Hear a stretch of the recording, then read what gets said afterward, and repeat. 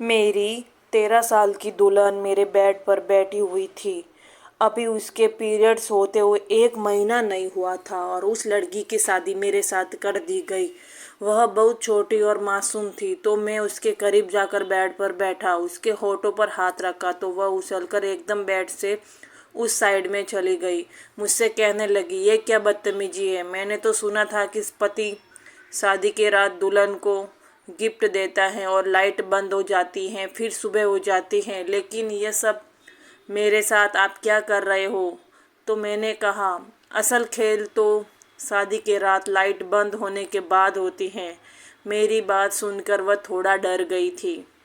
अब मुझे भी अपने जज्बात पर काबू रख पाना बहुत मुश्किल लग रहा था, इसलिए जल्दी लाइट बंद कर दी और उसको बालों से खींचकर उसे अपने पास किया। फिर उस पर अपना मेरी मर्जी के खिलाफ मेरे घर वालों ने मिलकर मेरी यह शादी करवा दी थी। लेकिन ऐसा कुछ भी नहीं था कि मैं किसी और को पसंद करता था। मैं अभी इसलिए शादी नहीं करना चाहता था क्योंकि पूजा की उम्र अभी बहुत कम थी। मेरे घर वालों ने उस लड़की की उम्र तक नहीं देखी थी। इतनी कम उम्र की लड़की से मेरी शादी करवाना चाहते थे। मैं इतनी कम उम्र की लड़की से शादी नहीं करना चाहता था, लेकिन घर वालों ने मेरी एक नहीं सुनी, क्योंकि हम अपने माँ बाप के दो ही बेटे हैं और हम दोनों भाई की बचपन में ही शादी तय हो गई थी। हम राजस्थान से संबंध रखते हैं। वहाँ पर ये आम बात थी कि बड़े बूढ़े बचपन में ही शादी तय कर दिया करते थे। और पूजा तो मेरी भाभी की बहन थी। मेरी प्रिया भाभी की बहन पूजा से मेरी शादी हो गई थी। अब इस वक्त मेरे कमरे में पूजा दुल्हन बनी बेड पर बैठी थी। मैंने उसे जैसे कृष्णा कहा और बेड पर जाकर बैठ गया। पहले शादी तो नहीं करना चाहता था, लेकिन शादी के बाद मुझे कंट्रोल नहीं हो पा रहा था। मेरे जज्बात पर काबू रख पाना अब बड़ी मुश्किल लग रहा था। मैंने जैसे जैसे ही करीब जाकर उसके नरम मुलायम गुलाबी होठों पर अपनी उंगली फेरनी शुरू की, तो मेरी उंगलियां उसके होठों पर लगते ही उसके होठ कांपने लगे थे। तो उसने झटके से मेरा हाथ पीछे किया और मुझसे कहने लगी, ये क्या बेशर्मी है, तुम अपना हाथ पीछे करो। मैंने भी सख्ती से बोल दिया, क्यों करूँ अपना हाथ पीछे, अब पत्नी बन चुकी हो। मेरी वैसे भी बहुत शौक था ना तुम्हें मुझसे शादी करने का। और स्टेज पर तो बड़ा मुस्कुरा मुस्कुरा कर बैठी हुई थी। अब तुम्हें भी तो पता चले कि शादी की रात पति अपनी पत्नी के साथ और क्या क्या करता है। आज तो मैं तुम्हें ऐसा मजा सकाऊंगा कि होश उड़ जाएंगे तुम्हारे बेहद करीब आकर। यह सब कुछ मैं उससे कह रहा था कि मेरी बातें सुनकर वह बहुत घबरा गई और कहने लगी, देखो मैं ऐसी बेदुआ बातें सुनना पसंद नहीं करती। मुझे ऐसी बेशर्मी बिल्कुल भी पसंद नहीं, इसलिए तुम मेरे करीब आने की कोशिश मत करो। यह कहकर वह बेड से खड़ी हो गई और वह बहुत घबरा रही थी।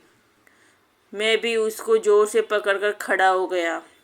मैंने भी कह दिया कि बेशर्मी तो अब शुरू होगी मिस पूजा। इस बेशर्मी के लिए तुम्हें अच्छे से तैयार रहना। तुम्हें तो पता होगा ना कि शादी की रात और क्या क्या होता है। तो पूजा कहने लगी, मुझे भी तो तुम दूध पीती बच्ची ना समझना। मुझे भी पता है कि शादी की रात पति क्या क्या करता है। ये सुनकर मुझे थोड़ी सी परेशानी हुई। मैंने उससे पूछा कि ऐसा भी पति क्या क्या करता है दुल्हन के साथ, जरा मुझे भी तो बताइए। जिस तरह वह बोल रही थी, मुझे नहीं लगता था कि उसे शादी की रात के बारे में कुछ भी पता होगा। कहने लगी, शादी की रात तो पति अपनी पत्नी को मुंह दिखाई का तोहफा भी देता है। मैंने कहा, उसके बाद क्या होता है। तो कहने लगी कि फिर पति एक लंबा लेक्चर भी सुनाता है कि मेरी मम्मी पापा का बहुत ख्याल रखना, उनकी बहुत सेवा करनी है और उनका हर हुक्म मानना है, वगैरह वगैरह। तो मैंने कहा, अरे वाह, तुम्हें तो इतना बड़ा लेक्चर भी देने की ज़रूरत नहीं पड़ेगी। तुम्हें तो सब पता है। कम उम्र में ही बहुत समझदार हो तुम। हाँ, समझदार तो हूँ मैं, मुझे ये भी पता है कि अपने सास ससुर को अपने काबू में कैसे करना है। यह सुनकर तो मुझे बहुत ज़्यादा ही हैरानी हुई और हैरत भरी नज़रों से उसकी तरफ देखने लगा। फिर उसके इस बात पर मैंने अपना सर हिलाया और उसे कहने लगा, अच्छा चलो, तुम्हें सब कुछ पता है, लेकिन उसके बाद क्या होता है? तो वह कहने लगी, लाइट बंद हो जाती है और सुबह हो जाती है, बस इतना ही मैंने सीरियल में देखा है। उसकी बात सुनकर मैं बहुत मन ही मन मुस्कुराया था। फिर मैं उसका हाथ पकड़कर अपने पास खींच लिया और उससे कहने लगा, असल खेल तो शादी की रात लाइट बंद होने के बाद शुरू होती है। और मैं उसे और ज़्यादा डराना चाहता था। अपने सख्त हाथों से उसके पूरे जिस्म पर अपना हाथ घुमाने लगा। अपने जिस्म पर मेरा हाथ में महसूस करके कुछ घबरा रही थी। वह मेरी बातें सुनकर हिचकिचाना लगी थी। फिर मैंने उसे कहा, तुम अपना कपड़ा चेंज तो करो मेरी छोटी सी जान, फिर तुम्हें सब कुछ बताता हूँ। मैंने उसके गाल पर धीरे से चुटकी काटी और कहा तो बहुत ज़्यादा घबरा रही थी। फिर मैंने उसे अलमारी में से एक नाइट सूट निकाल कर दी और कहा, यह पहन लो। और वह नाइटी लेकर वॉशरूम में चली गई। चेंज करके आई तो मेकअप धुल चुका था और वह उस बारीक जालीदार नाइटी में और ज़्यादा खूबसूरत लग रही थी। उसका पूरा बदन उस नाइटी में से झलक रहा था। फिर वह अपने खुले बालों की चोटियाँ बनाने लगी थी तो मैंने उसे कहा, तुम खुले बालों में ही बहुत खूबसूरत लग रही हो, बालों को खुला ही रहने दो, तुम्हारे खुले बाल बहुत अच्छे लग रहे हैं। फिर उसको बाजू में कसक पकड़ लिया और उसे बेड पर ले आया। उस वक्त कमरे में धूप खूब अंधेरा था। मैंने कहा, मिस पूजा, अब तुम तैयार हो ना, क्योंकि असल खेल तो अब शुरू होने वाला है। तो वह मेरी बात सुनकर बहुत घबरा रही थी और कहने लगी, नहीं, मुझे बहुत डर लग रहा है। और तुम अभी से ही क्यों इतना डर रही हो? मैंने तो अभी कुछ भी नहीं किया और तुम अभी से इतना डर रही हो। जब तुम्हारे साथ वे सब कुछ करूँगा तो तुम्हारा क्या हाल होगा? तब तो तुम्हारी पूरी दुनिया घूमती हुई नजर आएगी। शादी ब्याह कोई गुड्डे गुडियों का खेल नहीं होता, बहुत कुछ सहना पड़ता है एक लड़की को। मैं उसे डराना चाहता था बजाय उसे भरोसा देता। मैं उसे शादी के रिश्ते से बहुत ज़्यादा डरा देना चाहता था ताकि पूजा नाम की लड़की अपनी शादीशुदा ज़िंदगी से इतना डर जाए कि घर ही ना बसा सके और मैं अपने घर वालों पर यह साबित कर सकूं कि एक ही घर से दो बहनों को लाना उनका गलत फैसला था। वह बेहद नर्वस थी, चेहरे पर हवाइयाँ उड़ी हुई थी। वह कहने लगी, नहीं, मुझे लाइट बंद नहीं करनी, मैं लाइट जलाकर ही सो जाऊंगी। मैंने कहा, ऐसे कैसे पूजा, यूँ तो नहीं होगा ना, जाने मन लाइट को तो बंद करनी पड़ेगी ना। आखिर तुम्हें लाइट बंद करने के पीछे की कहानी भी तो पता चलनी चाहिए कि क्या होती है। शादी की रात लाइट बंद करके बहुत शौक था ना, तुम्हें अच्छे कपड़े, जेवर, मुंह दिखाई, महंगे तोहफे, फिर ये सब देखने में बहुत अच्छा लगता था है। लेकिन असल हकीकत कुछ और होती है और वह मैं तुझे आज बताऊंगा। मैंने बल्ब बंद किया और बड़ी जोर से उसकी कलाई पकड़ी, उसे अपने करीब किया, जैसे उसे अपने सीने से लगाया और उसको जोर से भींच कर वह चिल्ला उठी। जल्दी से वह मुझसे पीछे हट गई और बल्ब भी ऑन कर दिया। कहने लगी, मुझे अपनी दीदी के पास जाना है। वह बेहद घबरा चुकी थी, अब तो आंसू भी बहने लगी थी। मेरी मकसद भी पूरा हो गया था, मैं उसे डराना ही चाहता था। मैंने कहा, चलो चलो, नखरे बंद दिखाओ, लेटो यहाँ, वरना तुम्हारे साथ जोर ज़बरदस्ती भी करूँगा। अभी मैं प्यार से तुमसे बात कर रहा हूँ, जबकि मैंने उसे बड़ी जोर से अपने सीने से जकड़ लिया था। वह जल्दी से उठ खड़ी हुई और कमरे से बाहर चली गई। उसने मेरे बड़े भाई का दरवाज़ा बुरी तरह से खटखटाया। मेरे चेहरे पर मुस्कुराहट फैल गई थी। बहुत शौक था ना मेरे भाई को शादी का और उनकी खुदगर्जी का। उन्हें मुंह तोड़ जवाब मिलेगा। राजू भाई के साथ साथ मेरे माँ बाप के कमरे का भी दरवाज़ा खुला। वह भी कमरे के दरवाजे पर खड़े हो गई। वह बहुत ज़ोर ज़ोर से रोई जा रही थी। कहने लगी, दीदी मुझे आपके साथ ही सोना है। और भाभी के सीने से लगकर बहुत ज़ोर ज़ोर से रोए जा रही थी। कहने लगी, दीदी मुझे आपके साथ ही सोना है। राजू भाई का मुंह हैरानी से खुला का खुला रह गया। मेरी भाभी पूजा के रोने से परेशान थी। कहने लगी, क्या हुआ तुम्हें पूजा? कहने लगी, मैं अनंत के कमरे में नहीं सोऊंगी। भाभी उससे वजह पूछने लगी, लेकिन वह क्या वजह बताती। उसने कुछ नहीं बताया। पूजा तो भाभी के कमरे में चली गई और बेड पर जाकर बैठ गई। मेरी माँ कहने लगी, अनंत उससे क्या हुआ है? शादी के रस्मों पर तो वह बहुत खुश थी। मैंने कहा, बहुत शौक था ना आप लोगों को छोटी उम्र की लड़की से शादी करने का। अब देख लीजिए उसका बचपना। हाथ पकड़ा नहीं कि शोर मचाना शुरू कर दिया। संभालिए अब खुद उसे। यह कहकर मैं अपने कमरे में आकर बेड पर लेट गया और सुकून की गहरी सांस ली। उससे पहले कि मैं सोता, मेरा भाई राजू बड़े गुस्से से तकिया पकड़े मेरे कमरे में जोर से तकिया बेड पर फेंका और बैठ गया।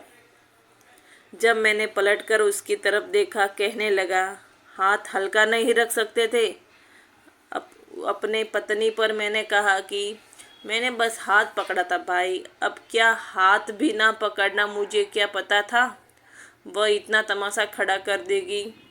वह कहने लगी, मेरी रात काली हो गई तुम्हारी वजह से। मैंने कहा, मैंने क्या किया है? मेरी क्या गलती है? अरे जब 13 साल की लड़की को दुल्हन बनाकर कमरे में भेजोगे तो ये सब कुछ तो होगा ही। एक पैसे की अक्ल नहीं उस लड़की में। अंदर वह तो शादी बस इसलिए कर रही थी कि मुंह दिखाई में महंगे महंगे तोहफे मिलेंगे, नए नए कपड़े पहनूंगी। उसे थोड़ा बहुत भी नहीं मालूम था कि शादी क्या होती है।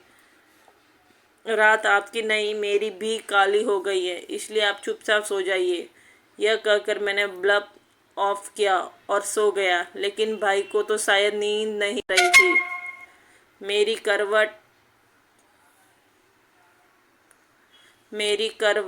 पर करवट बदलते जा रहा था। मैंने कहा, भाई सुकून से सो जाओ और मुझे भी सोने दो। कहने लगा, मुझे नींद नहीं आ रही। बदतमीज कहीं का, पत्नी को कुछ वक्त नहीं दे सकता था। मेरी रात तो काली ना होती मेरे दिल में। कहाँ आपके साथ तो ऐसा ही होना चाहिए। खुद तो शादी किए मेरी भी करवा दी। मैं रोता रहा, कहता रहा, भाई मेरे लिए माँ से बात करो, मुझे अभी शादी नहीं करनी।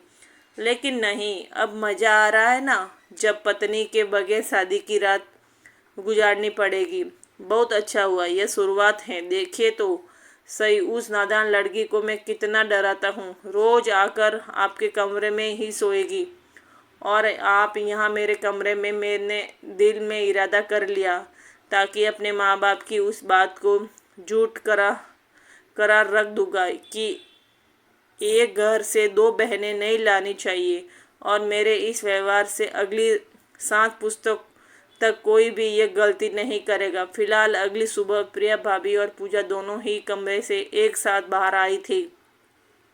मम्मी नाश्ता बनाकर रख चुकी थी। मेरे भाई का मूड बड़ा खराब था। बार बार प्रिया भाभी को देख रहे थे। वह बेचारी नजरें सुरा रही थी, जैसे वह कह रही थी, मेरी क्या गलती है। पूजा जब भी मुझे देखती तो मैं उसे घूरने लगता। जल्दी से मुझसे घबराकर नजरें नीचे कर लेती।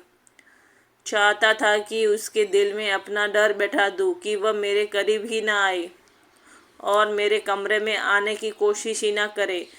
मैं तो अपने दिल में बहुत खुश हो रहा था और मुझे तसल्ली भी थी। अब ये लड़की मेरे कमरे में नहीं आने वाली। पूरा दिन वह भाभी के कमरे में ही रही और मेरा भाई पूरा दिन आंगन में जले पैर की बिल्ली की तरह चक्कर पर चक्कर काट रहा था। 2 घड़ी उनको भी अपनी पत्नी के साथ नसीब नहीं हुआ, लेकिन मैं बड़ा खुश था और बड़े मज़े से अपने कमरे में फिर रहा था। दिल किया तो दोस्तों में चला गया। 4 दिन के बाद इन दोनों बहनों का पग फेरा भी था।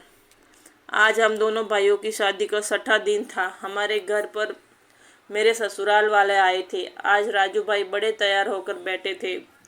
उन्हें देखकर मेरी हंसी नहीं रुक रही थी कि पूजा मेरे पास बैठी थी।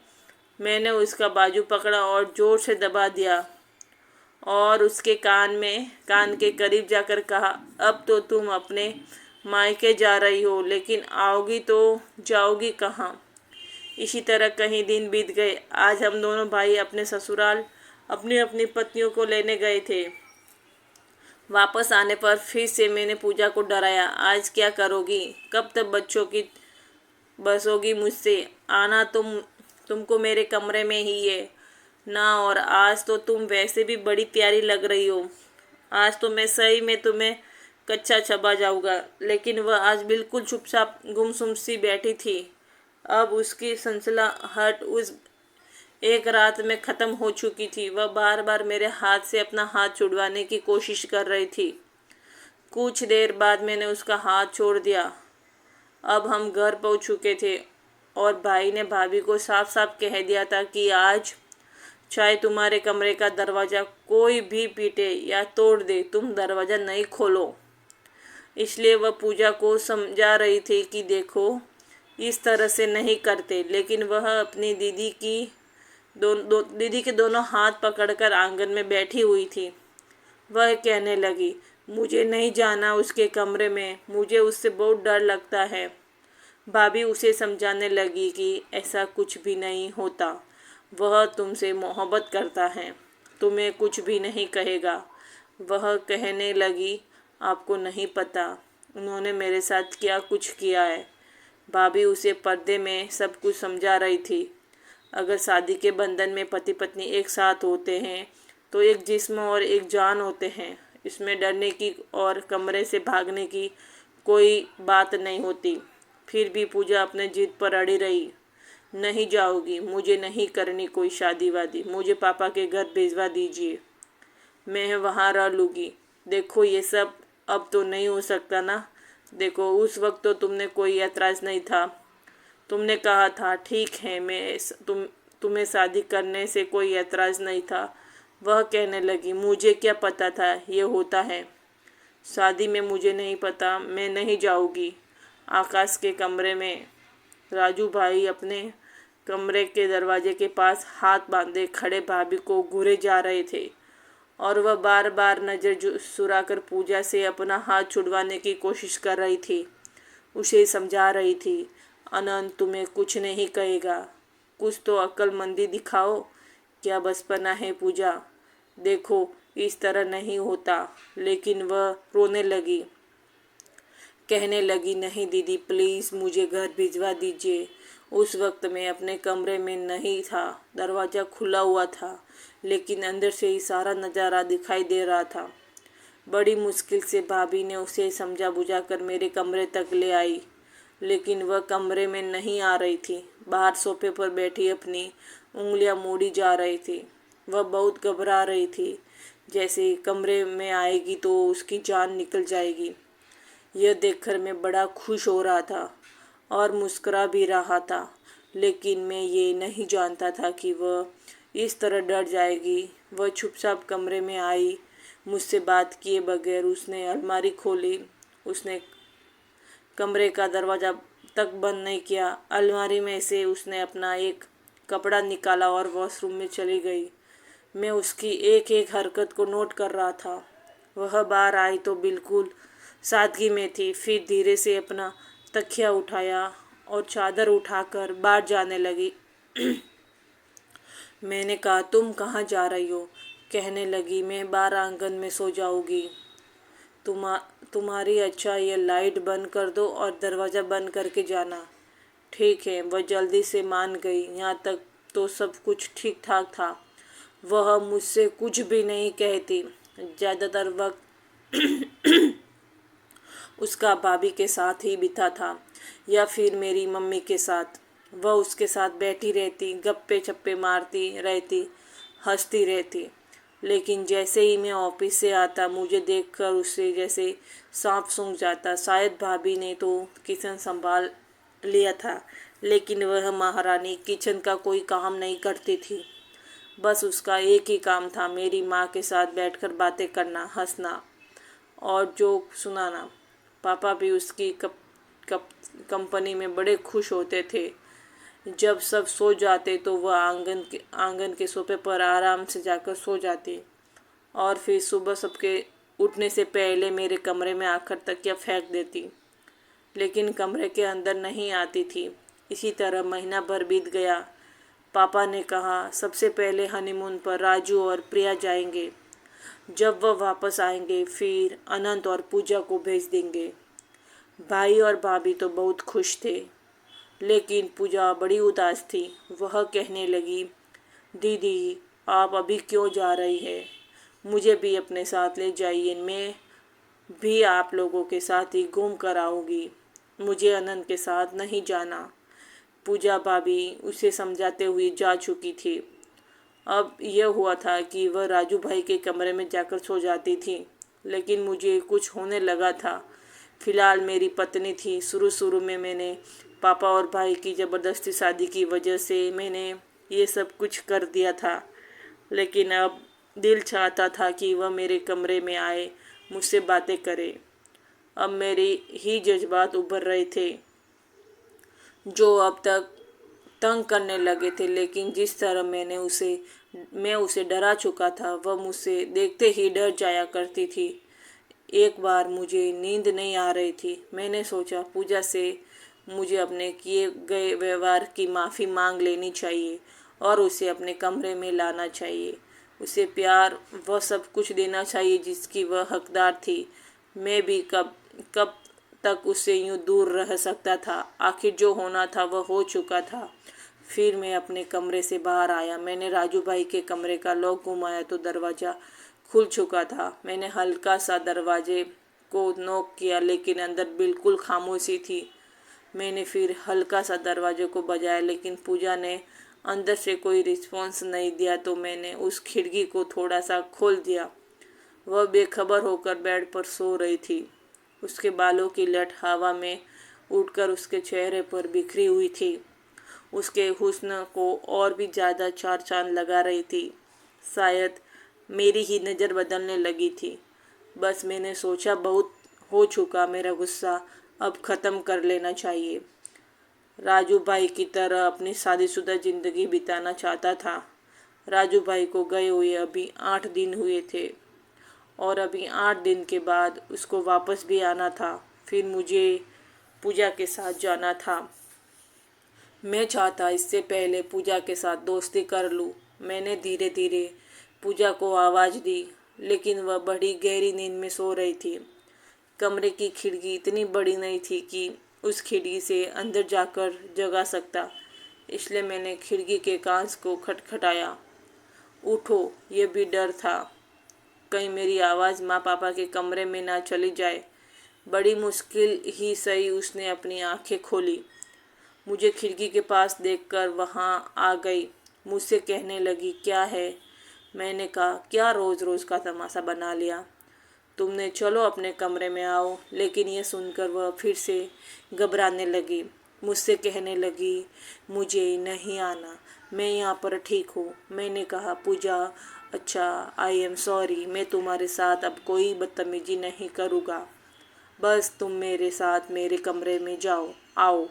लेकिन वह ना सिर हिलाने लगी और कहने लगी, नहीं, मैं अपने कमरे में आकर जब जलने लगा था, अपने पाँव पर कुल्हाड़ी तो मैंने खुद ही मार ली थी। कमरे में खिड़की दरवाजे सब कुछ बंद करके सोती थी। फिलहाल खाना उसे टेबल पर मेरे साथ ही बैठकर खाना पड़ता। मम्मी पापा सामने बैठे हुए थे। जैसे ही वह खाना खाने के लिए बैठी थी, मैं उसके बराबर वाली कुर्सी पर बैठ जाता। जब मेरे भाई भाभी थे तो वह उनके साथ बैठती थी। मैंने उससे कहा कि मेरी प्लेट में राइस डाल कर दो। उसने चावल मेरी प्लेट में डाल दिया।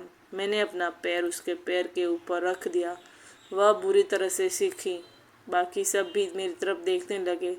मैंने भी उस पर एक नज़र डाली। वो मेरे पाँव के नीचे से अपना पाँव हटाने की कोशिश कर रही थी, लेकिन उसके इस तरह चिल्लाने पर मैंने अपना पैर नहीं हटाया। गुस्से से और दबाना शुरू कर दिया। अपने पैर का अंगूठा उसके पाँव से होता हुआ ऊपर की तरफ ले जाने लगा। वह अपना पाँव पीछे करती थी। फिर मैं उसके पाँव तक पहुंच जाता था। वह इस तरह नर्वस थी। उसने खाना भी ठीक से नहीं खाया था। जब मैं से भाभी गई हुई थी, सारा काम उसके सर पर आ गया था। माँ से पूछ पूछ कर खाना भी बना लेती थी और ठीक ही बनाती थी। रात को जब सब आंगन में थे तो वह किचन में बर्तन धो रही थी। मैं इस चुपचाप किचन में आ गया। फ्रिज में से पानी की बोतल निकालकर गिलास में डालकर पीने लगा। वह बर्तन धोने में बिजी थी। पानी पीने के बाद मैं उसके बिल्कुल पीछे जाकर खड़ा हो गया और पीछे से उसे अपने बाहों में जकड़ लिया। वह बुरी तरह से डरती हुई पीछे हटी। मैंने उसका मुंह अपने हाथों से दबा दिया था और अपनी बाहों में जकड़ लिया था। वो बुरी तरह से उछल रही थी, पीछे पलट कर देखने की कोशिश कर रही थी, पर मैं उसके कंधे पर अपना सर रख चुका था। मैंने कहा, मुझसे इतना भागती क्यों हो? पति हूँ तुम्हारा। कहने लगी, अनंत मुझे छोड़ो प्लीज़। मैंने कहा, शराफत से आज मेरे कमरे में आ जाना। वैसे भी कल भाई और भाभी वापस आ रहे हैं। फिर तो तुम्हें मेरे साथ ही हनीमून पर जाना पड़ेगा। फिर वहाँ क्या करोगी? पूजा, अगर आज तुम मेरे कमरे में नहीं आई तो कल तुम्हें आना ही पड़ेगा। याद रखना, गिन गिन कर बदला लूँगा तुमसे। पता नहीं क्यों मैं हमेशा उसे इस तरह अकड़ कर बात क्यों करता था। मेरा कहना था कि वह चिल्लाने लगी। मैंने जल्दी से उसे छोड़ दिया। मम्मी पापा दोनों किचन में आ गए। कहने लगे, क्या हुआ? तो कहने लगी, कॉकरोच हैं। माँ कहने लगी, कहाँ है? कहने लगी, अभी सेल पर था, पता नहीं कहाँ गया। मैं समझ गया, मुझसे पीछा छुड़ाने के लिए उसने ये सब कुछ किया था। मैंने गुस्से से अपने कमरे में चला गया। अगले दिन भाभी और भाई आ गए थे। अब तो हमारी शादी को 2 महीने बीत चुके थे, लेकिन मिस पूजा थी कि मेरे काबू में नहीं आ रही थी। सबके सोने के बाद वह आंगन में तकिया रख कर लेट जाती थी। तभी मैं कमरे से बाहर आया, उसकी कलाई पकड़ी। मैंने कहा, शराफत से कमरे में चलो। कहने लगी, मैंने नहीं जाना। अगर आपने ज़बरदस्ती की तो मैं चिल्लाना शुरू कर दूंगी। मैंने कहा, ठीक है, शौक से चिल्लाओ। यह कहकर मैंने उसके मुंह पर हाथ रख दिया था और ज़बरदस्ती उसे कमरे में ले आया और लाइट बंद कर दी। उसे बेड तक लाया ही था कि राजू भाई की दरवाज़ा खटखटाने की आवाज़ आई और वह माँ का दरवाज़ा खटखटा रहे थे। माँ ने दरवाज़ा खोला तो कहने लगा, प्रिया की तबीयत बहुत ज़्यादा खराब है। माँ आकर देखिए, उसे क्या हुआ है। बात कुछ ऐसी थी कि मुझे पूजा को छोड़ना पड़ा। वह भी जल्दी कमरे से बाहर निकल गई। भाभी की उल्टी नहीं रुक रही थी, बेहाल हो चुकी थी। मेरी माँ ने पूजा से कहा, जाओ नींबू पानी बनाकर लाओ। वह नींबू पानी बनाकर लाई, भाभी को पिलाया, फिर उसे डॉक्टर के पास ले गई। तब मालूम हुआ कि भाभी प्रेग्नेंट हो चुकी थी, लेकिन डॉक्टर ने बेड रेस्ट बताया था। खुशी की खबर तो थी, इसलिए मैं भी खुश था। चलो चाचू बन जाऊंगा। इसलिए अब हमारा हनीमून तो कैंसिल हो चुका था, क्योंकि सारे काम की जिम्मेदारी पूजा पर पड़ चुकी थी। भाभी को कमरे तक खाना भी वहीं लेकर जाती थी, संभालती भी वहीं थी, क्योंकि उनकी तबीयत ठीक नहीं रहती थी। पूरा दिन वह घर के गन चक्कर बंद कर रह जाती थी। अब तो मुझे उस पर तरस आने लगा था। बहुत कम उम्र में उस पर बहुत बड़ी जिम्मेदारियां आन पड़ी थी। फिर उस पर मेरा उसके साथ व्यवहार भी अच्छा नहीं था। मुझे खुद पर भी अफसोस होने लगा। बेचारी थक जाती थी, फिर उसे सोफे पर सोना पड़ता था। एक दिन मैंने उसे कहा कि देखो, मैं तुम्हें कुछ भी नहीं कहूँगा, तुम्हें हाथ तक नहीं लगाऊंगा, लेकिन प्लीज़ बेड पर आराम से सो जाया करो। कुछ नहीं कहूँगा। तुम्हें कहने लगी, लाइट तो बंद नहीं करोगे? मैंने कहा, नहीं करूँगा। लाइट बंद। उसके बाद से मैं किचन में भी उसके साथ काम में मदद करवा देता था। एक दिन मैंने उससे कहा, मुझसे दोस्ती करोगी? कहने लगी, नहीं, मुझे आपसे दोस्ती नहीं करनी। आप अच्छे इंसान नहीं हैं। मैंने कहा, क्यों? मैं क्यों अच्छा इंसान नहीं हूँ? अब तो मैं तुम्हारी हेल्प भी करता हूँ। वह कहने लगी, वह तो करते हैं, लेकिन फिर भी मुझे आपसे डर लगता है। मैंने कहा, देखो अब मुझसे डर नहीं लगेगा, मैं तुम्हारा दोस्त बन जाऊंगा। इसलिए कहने लगी, आप मेरे साथ कोई ज़बरदस्ती या बदतमीजी तो नहीं करेगी ना? उस दिन जो तुमने किया था, मेरी सांस भी रुक गया था। मैंने कहा, अब मैं तुम्हें हाथ भी नहीं लगाऊंगा, तुम बस मुझसे दोस्ती कर लो। कहने लगी, मेरे करीब तो नहीं आओगे? मैंने कहा, नहीं, करीब नहीं आऊँगा जब तक तुम नहीं चाहोगी। वह मेरी बात मान गई। वह मुझसे बातें करने लगी। अब तो बहुत हंसी मजाक भी कर जाती थी, मौज मस्ती भी हो जाती थी। रात को जब सारे काम से फ्री होती तो उसे मोटरसाइकिल पर बाहर ले जाकर उसे आइसक्रीम भी खिला कर लाता। काफ़ी अच्छी लड़की थी। मैं अब मान चुका था कि अनजाने में मैंने उसके साथ गलत कर बैठा था। 9 महीने का टाइम भी बीत गया था। भाभी को एक बार बहुत दर्द उठा। माँ की तबीयत ठीक नहीं थी, इसलिए मुझे और पूजा को भाई भाभी के साथ जाना पड़ा। हम दोनों बहुत इंतज़ार में थे, देखो क्या होता है, बेटा या बेटी। लेकिन जब डॉक्टर ने बाहर आकर हमें एक ऐसी खबर सुनाई कि हमारे कदमों के नीचे से ज़मीन निकल गई। वह कहने लगे, मिस्टर राजू, आपका बेटा हुआ है, लेकिन आपकी पत्नी को हम नहीं बचा सके। यह सुनना था कि हमें अपने कानों पर यकीन नहीं आ रहा था। ऐसा कैसे हो सकता है? राजू भाई तो यूं थे जैसे सांस लेना भूल गए। यही हाल पूजा का भी था। कहने लगे, डॉक्टर, ये आप क्या कर रहे थे? क्या कर रहे हो? ऐसा कैसे हो सकता है? वह तो ठीक थी। तभी वह कहने लगी कि उसका बीपी शॉर्ट हो गया था, इसलिए सब कुछ बहुत आनन फानन में हो गया। हम पर तो जैसे मुसीबत टूट पड़ी थी। पूजा और भाई की सबसे बुरी हालत थी। पहली बार मैंने भाई को यूँ फूट फूट कर रोते हुए देखा था। मैं खुद कुछ नहीं समझ पा रहा था, यह सब कैसे हो गया। एक तरफ मैं भाई को संभाल रहा था, दूसरी तरफ पूजा को, लेकिन दोनों ही मेरे काबू से बाहर थे। ये खबर जब मैंने पापा को सुनाई तो वह भी परेशान हो गए। मम्मी पापा दोनों हॉस्पिटल पहुंच गए। अभी तक बच्चा नर्स के पास ही था, क्योंकि मैं तो उन दोनों को संभालने में लगा हुआ था। माँ आई तो पूजा उनके गले लगकर रोने लगी। खबर जब पूजा के मायके में गई तो उन पर जो जैसे मुसीबतों का पहाड़ टूट पड़ा था। फिलहाल वक्त था जो गुजर गया, लेकिन हमारे घर की जो जैसे खुशियाँ थी ख़त्म हो रही थी। उस मासूम बच्चे को पूजा संभालने लगी। वह चुप चुप सी हो गई थी। उसका सारा बचपन पहले की तरह हंसना बोलना जैसे ख़त्म सा हो रहा था। मेरा भाई भी बिल्कुल चुप रहने लगा था। उससे बात करो तो लगता था अभी रो पड़ेगी। एक मैं था कि जो भाई को तसल्ली देता था। 2 महीने बीत गए थे। मुझे लगता जैसे पूजा अपनी उम्र से काफ़ी बड़ी हो चुकी है। रात को जब वह थकी हारी आकर बेड पर बैठती, बिट्टू रोने लगता। राजू भाई का बेटा था। वह उसे चुप करवाने लगती। अब तो मुझे उस पर तरस आने लगा। मैंने कहा, ऐसा करो, उसे मुझे दे दो, तुम सो जाओ, थोड़ी देर आराम कर लो। उसकी आंखें नींद से भरी रहती। कहने लगती, बिट्टू आपसे चुप नहीं रहेगा, मेरे पास ही ज़्यादा रहता है। मैंने कहा, उसको पकड़ लूँगा। इसी तरह 1 साल का वक्त भी बीत गया और मैं पूजा के लिए तरसता रहता था। लेकिन पूजा को तो घर से फुर्सत नहीं मिलती थी। वह सभी घर को संभालते रहती थी। ऐसे में पूजा के मायके से एक और मुसीबत आन पड़ी थी। पूजा का बड़ा बहनोई, जो कि एक कार हादसे में उसकी मौत हो गई थी, वह सभी वहाँ पर चले गए और रोने पीटने लगे।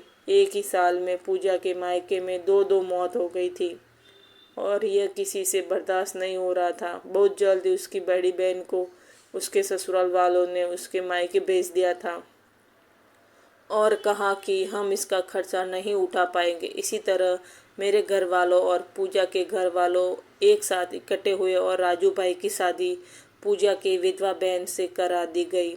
पूजा की विधवा बहन के 2 बच्चे भी थे। हमने उस बच्चों को भी अपना लिया था। इस तरह पूजा मेरे करीब और आ गई, क्योंकि ये आइडिया मैंने ही दिया था। अब वह मुझसे प्यार भरी बातें करने लगी थी और मेरे करीब भी आने लगी थी।